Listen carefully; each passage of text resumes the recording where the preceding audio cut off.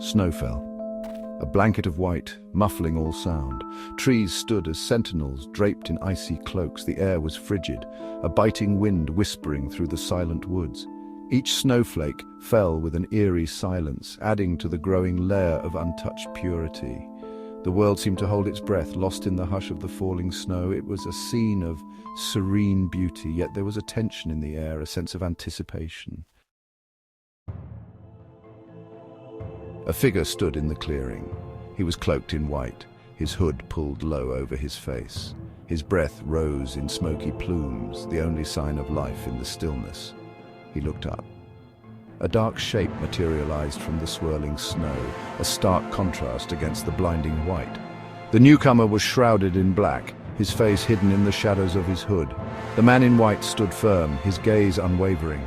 He was like a beacon in the swirling snow, a symbol of hope against the encroaching darkness. The man in black stepped closer, his presence radiating an almost palpable chill. He moved with a quiet grace, predatory, his eyes fixed on the figure in white. The white-clad figure didn't flinch. His hand moved, a subtle shift beneath his cloak. The air crackled with unspoken energy, the tension stretching taut between them. Theirs was a silent dialogue, a clash of wills conveyed in the set of their shoulders, the clench of their fists.